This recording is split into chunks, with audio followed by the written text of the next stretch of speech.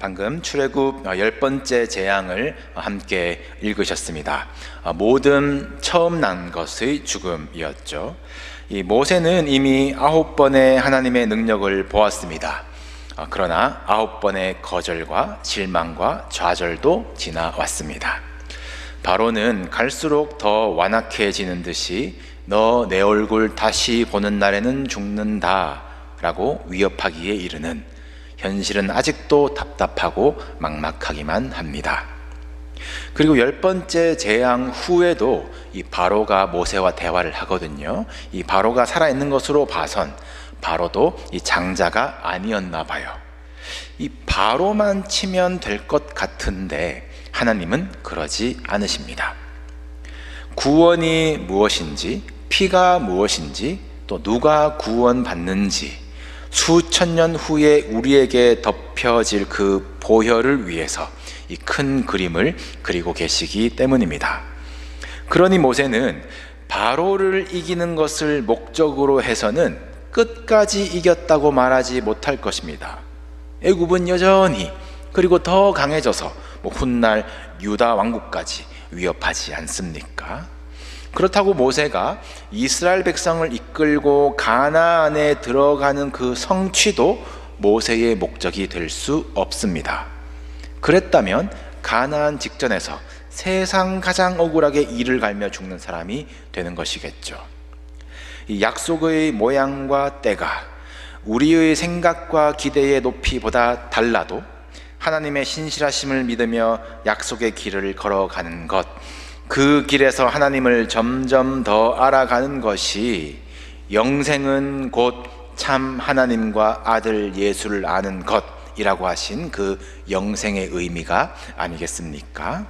우리가 믿는 목적이 세상에서의 어떤 성공이나 죽음 이후에 어느 곳에 들어가는 것에 달려 있다면 예수께서 오신 목적이라는 그 생명, 그리고 풍성한 생명을 누리지 못할 것이에요. 여러분, 하나님과 아들 예수를 알아가는 것, 그것이 주는 영적 기쁨과 만족을 사모하시기를 바랍니다. 이 모세도 이제 어렴풋이 알아가거든요. 첫 번째 재앙부터 9번째까지 이것은 아니었구나, 아니었구나, 아니었구나. 하나님이 아닌 것들을 제거해 가면서 9번의 하나님의 능력을 경험하고 나서 이제 알겠다가 아니라 우리가 거기에 이르기까지는 어떤 것으로 여호와를 섬기는지 알지 못함이니이다. 경험할수록 나는 알 수 없다 고백하는 것, 알지 못함으로 말씀대로 하겠다라는 것이 모세가 배워가는 하나님, 그리고 이스라엘 백성들에게 알려주는 모세의 율법이 됩니다. 여러분은 하나님을 어떻게 알아가고 계십니까? 하나님을 아는 것의 역사를 경험하십시오. 알아갈수록 알 수 없는 크신 하나님, 모른다고 겸손히 고백하는 그 자리에 임하시는 하나님의 임재, 그것을 사모하시면서 오늘 예수께서 오신 목적이 무엇인지, 십자가를 지신 목적이 무엇일까, 율법의 뜻도 이해하지 못해서 그 법에 눌린 우리들을 위해서 예수 그리스도께서 우리와 똑같은 모습으로 이 땅에 오셨고 어떻게 살아야 하는지, 어떻게 그 길을 걸어가야 하는지 보여주셨습니다. 할 수만 있으시거든 이 잔을 옮겨 달라고 탄원이 터져 나오는 상황에서도 이내 아버지의 원대로 하옵소서. 알 수 없지만 하나님 아버지의 뜻에 맡기신 그 예수님의 순종을 본받는 우리들의 사순절 마지막 주간이 되시기를 바랍니다. 10번째 재앙을 앞두고 이스라엘 백성들에게도 이해할 수 없는 순종이 요구됩니다. 흠 없는 어린 양을 잡으라. 그 피를 문 좌우 설주와 위 임방에 바르라. 그 양을 구워 먹으라. 이것이 이해가 되는 명령입니까? 어떤 논리도 패턴도 없잖아요. 무슨 피를 문에다가 바릅니까? 앞의 9번 재앙대로, 경험대로 이제 10번째를 준비한다면 모세와 이스라엘 백성들이 힘써야 할 것들은 이제 바로가 어떻게 반응할 것인가, 우리는 어떻게 타협하고 어떻게 대화할 것인가가 아닐까요? 그런데 피를 바르라. 말씀하신 대로 하면 사는 거예요.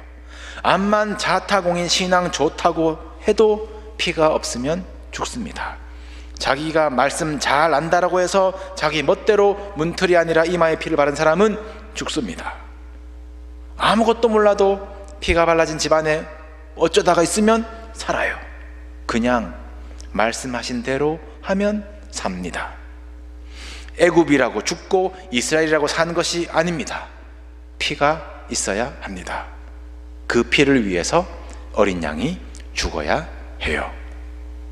어린 양이 죽으면 유월절 밤에 죽음이 그 피를 보고 여긴 죽었구나 하고 넘어가는 것입니다. 어린 양이 죽지 않으면 그 집에 있는 장자가 죽는 것이에요. 이것이 10번째 재앙의 핵심입니다. 하나님은 왜 문틀에 발라진 피를 보셨을까요? 이것이 예수 그리스도를 예표하는 어떤 그림이라면 십자가를 끊어놓으라 라고 하시던가, 아니면 너네 모여서 금식해라, 기도하고 있으라 라고 하신다면 좀 더 우리가 따르기 쉽지 않았을까? 피여야 했다. 이 피여야 하는 이유는 피가 곧 생명을 의미하기 때문입니다. 그러니까 하나님이 문설주에서 찾으신 것은 그저 붉은색 사인이 아니라 생명을 내어준 증거를 찾으신 것입니다. 그렇게 흠없는 어린 양이 죽어야 할 자를 대신할 수 있도록 살 길을 열어주신 것이죠. 그러므로 우리가 이 어린 양의 죽음에 대해서 어린 양이 그 집에 있는 자를 위해서 죽었다라고 해도 우리는 이해를 하겠지만, 좀 더 정교하게 그 의미를 묵상하려면 어린 양이 그 집에 있는 자를 대신해서 죽었다라는 것을 깨달아야 합니다. 이 대신한다라는 것이 예수 그리스도의 십자가 대속의 은혜를 이해하는 키이기 때문입니다. 여러분, 예수 그리스도께서 나를 위해서 죽으셨다라는 고백이 자칫 나의 가치를 높이는 말이 되지 않도록 주의하십시오. 죄의 문제를 건너뛰고 나는 사랑받을 자격이 있는 나를 위해서 예수님이 죽으셨다 경솔히 생각하지 마십시오. 누군가를 위해서 죽는 일은 혹 부모의 고귀한 사랑이라면, 혹 의로운 이의 헌신이라면 간혹 들을 수 있는 감동적인 이야기입니다. 인류를 위해서, 대의를 위해서 예수님이 목숨 바치셨다라고 영웅담 정도에 그치지 않게 하시길 바랍니다. 예수님이 죽으신 이유는 나의 죄는 반드시 죽음으로 대가를 치루어야 하는, 어찌할 수 없는, 죽을 수밖에 없는 죄인이지만 내가 받아야 할 사망의 형벌을 예수님이 대신해서 받으셨습니다. 내 죄가 없어진 것이 아닙니다. 내 형벌을 눈 감아 주신 것도 아닙니다. 다만 예수님이 대신 형벌을 받으신 것이고, 하나님은 예수님이 대신 죽으신 그 피가 우리에게 덮여져 있는 것을 보시고 죄를 용서, 우리를 의롭다 해 주시는 것입니다. 10번째 재앙을 앞두고는 바로와 무슨 타협이나 대화가 없어요. 모세나 아론의 말이나 어떤 손 지팡이 낄 틈도 없습니다. 하나님이 단독으로 홀로 행하시는 여호와의 밤이라고 했습니다. 이 밤에는 구별도 없어요. 애굽이건 고센이건 구별 없습니다. 바로의 장자로부터 옥에 갇힌 자의 사람의 장자까지 다 치세요. 죄에 대해서는 분명하신 공의의 하나님이시기 때문입니다. 하나님은 그 밤에 또한 살 길을 열어주셔서 어린 양의 피면 된다고, 이해하지 못해도 바르면 된다고, 그 집에 있기만 하면 된다고 약속하세요. 하나님은 또한 자비로우신 사랑의 하나님이시기 때문입니다. 여러분, 십자가의 복음을 들으십시오. 예수님이 지신 십자가의 자리는 죄를 반드시 물으시는 하나님의 공의가 채워져야 하는 자리입니다. 내가 서야 할 심판의 자리에 예수님이 대신 서셨습니다. 그리고 나를 사랑하셔서 나의 죄를 덮으시는 아들 예수의 피를 믿는 자마다 의롭다 하시고 영원한 생명, 영원한 사랑을 약속하셨습니다. 이것이 대속입니다. 이것이 유월절 어린 양이 가리킨 것이고 십자가에서 완성된 복음입니다. 여러분, 대신하셨다라는 것을 묵상하시면서 더 깊은 감사로, 더 진한 은혜로 십자가 앞에 서시기를 주님의 이름으로 축복합니다. 하나님의 아들 예수의 흘린 피가 나를 대신하여 흘린 피다.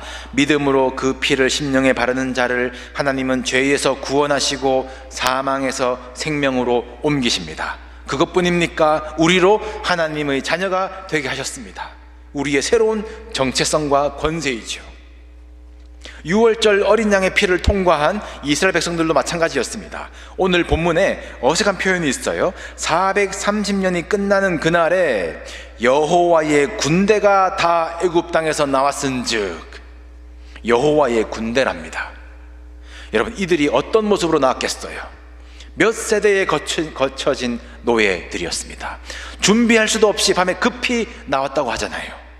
남자 성인만 60만이라고 하는데 수백만의 사람들이 어느 줄에 서야 할지, 누굴 따라가야 할지 우왕좌왕 연습이나 해보았겠습니까? 난민에 가까운 모습들, 우리 영화에서 보는 것 아마 좀비 때 같지 않았을까요? 세상 기준으로는 온갖 무기들을 자랑하면서 줄을 맞춰서 열병식을 하는 것이 자랑할 만한 군대, 최고 지도자께 영광이라고 하건만 본문의 이스라엘 백성들을 군대라고 부르기에는 오히려 부끄러운 표현이 아닐까요? 10번의 재앙 동안 한 번도 싸움해보지 못한 이들을 하나님은 군대라고 하십니다. 처음부터 끝까지 하나님 혼자 다 하셨는데 하나님은 이들이 내 군대라고 하십니다. 바로의 권세 아래 눌렸던 노예였고 실력도 자격도 없었지만 대신 싸우시고 승리하신 하나님의 영광이 이들에게 덧입혀진 것이죠. 여러분, 노예와 군대의 차이가 무엇이겠습니까? 노예는 생존을 위해서 마지못해 버팁니다. 오늘 하루 내 입에 들어갈 양식을 얻는 것이 삶의 목적이에요. 꿈을 꾸지 못합니다. 그러나 군대는 다르죠. 군대는 자기의 안위가 아니라 충성할 분을 위해서라면 죽음까지도 명예로운 것, 최후 승리를 꿈꾸면서 지휘하시는 분의 뜻이라면 이해할 수 없어도 달려드는 것, 따르는 것이 군대입니다. 아까 말씀드린 위해서와 대신해서의 개념을 이번엔 군대에 적용해 보십시오. 군대로 국가나 왕의 부르심을 받았다면 국가를 위해서, 왕을 위해서 싸우는 것입니다. 왕을 대신해서, 옆 사람을 대신해서 싸울 수는 없어요. 대신할 수 없는 것이 내가 싸워야 할 몫은 나에게 오롯이 남는 것이기 때문입니다. 그것이 군대예요. 군대는 위해서 싸우는 것입니다. 그러므로 예수님이 우리를 대신해서 죽으신 것은 우리를 향하신 구원의 방향이요, 그 구원을 입은 우리는 하나님을 대신해서가 아니라 하나님을 위해서 살도록 부르심을 받았다, 우리의 삶의 방향을 말하는 것입니다. 하나님이 우리를 위하여서 존재하시는 듯이 내 보조로 삼는 것이 아니며 내가 하나님을 대신하는 듯이 그 자리에 앉으면 안 된다라는 말입니다. 존재의 목적과 누가 대장인지 기억해야 합니다. 우리가 예수 그리스도의 십자가의 피로 구원받았다라는 것은 우리의 자격과 실력과 상관없이 아들의 핏값으로 우리를 사셨고 그의 소유 삼으셨다라는 뜻이에요. 더 이상 우리는 세상에서 전전긍긍하는 세상의 노예가 아니라 하나님을 위해서 살아가도록 부르심을 받은 여호와의 군대로 사는 것입니다. 내가 강해져서 들어가는 군대가 아닙니다. 준비 마치고 시작한 행진도 아닙니다. 부르시면 믿음으로 반응하여 말씀대로 움직이는 것이 여호와, 나는 있다, 나는 있을 것이다, 그 이름이 붙어있는, 그 이름을 위해서 싸우는 여호와의 군대인 것입니다. 그렇게 그의 나라와 그의 의를 위해서 우리 서툴러도 말씀 따라 갈 때에 대장 되신 주님께서 이미 이기신 이 전쟁 가운데 우리는 승리를 경험하며 우리의 발이 점점 맞추어지고 원수가 떠는 나팔, 그 찬양 소리가 울려 퍼질 줄로 믿습니다. 여러분, 내가 어디 소속인지, 무엇을 위해서 싸우는지 점검하시기를 바라요. 이 10번째 재앙과 구원이 베풀어진 밤, 이스라엘 백성이 애굽에서 끄집어내져서 여호와의 군대로서의 행진을 시작한 이 밤을 오늘 본문은 이는 여호와의 밤이라 라고 이름하고 있습니다. 어떻습니까? 하나님은 빛이시고 생명이시라 라고 부르는 것이 우리는 더 익숙한데요, 그 밤을 애굽에 큰 부르짖음이 있었다고, 비명과 통곡이 가득한 그 밤을 여호와의 밤이라고 하는 것이 솔직히 불편하기도 합니다. 그냥 10번째 재앙 다 끝내시고 승리한 그 아침을 여호와의 아침이라고 하시면 어떨까요? 아니면 다 포괄해서 그냥 무난하게 여호와의 날이라고 해도 될 텐데, 하나님은 가장 어둡고 무섭고 공포스러운 그 밤을 여호와의 밤이라고 하십니다. 이스라엘 백성이 아무것도 할 수 없었던 그 밤에 여호와께서 홀로 행하신 그 여호와의 시간이 여호와의 밤입니다. 내 삶에 어둠이 찾아올 때, 아무것도 보이지 않고 무서워서 밖으로 나갈 수도 없이 내 속으로 고개 숙이고 들어앉아 있을 때에, 머릿속에 염려와 불안이 온 몸을 엄습할 때에, 그 어두운 시간이 바로 하나님이 가장 깊이 홀로 행하시는 시간입니다. 그 밤에 진짜 구원이 일어납니다.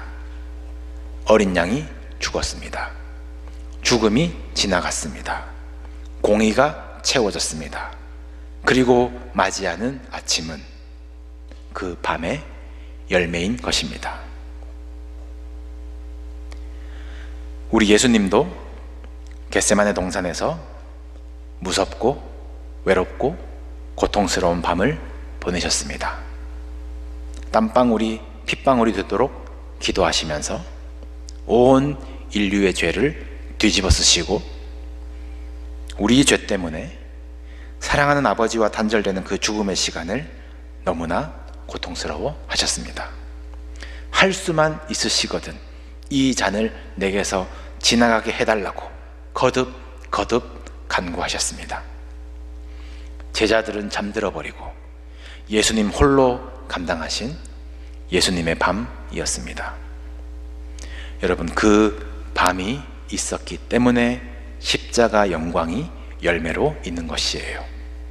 십자가에서 숨을 거두실 때에 어찌하여 나를 버리시나이까, 그리고는 어둠이 온 땅을 덮치지만 그 어둠 속에서 인류 역사의 가장 큰 구원을 이루시는 진짜 여호와의 밤을 하나님이 마침내 완성하십니다.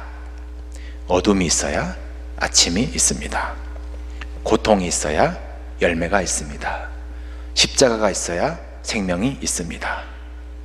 저녁이 되고 아침이 되니 흑암 가운데서 빛을 창조하셨지만 어둠의 시간도 허락하신 것이 하나님 창조의 원리입니다.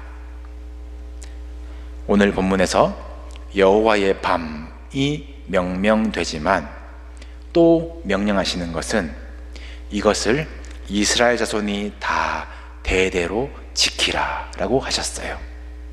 하나님 홀로 행하셨던 그 밤을 기억하며 이제 너희는 두려워하지 말고 지나가라 라는 말씀입니다. 승리의 아침뿐만 아니라 그 두렵고 떨렸던 고통의 시간들도 기억하라, 지켜라 라는 명령입니다. 내일부터 우리는 고난주간을 맞이합니다.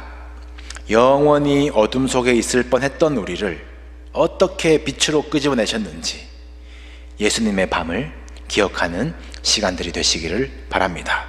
여러분 삶에 밤이 있다면 그 밤이 여호와의 밤이 되도록 여호와의 이름을 부르십시오.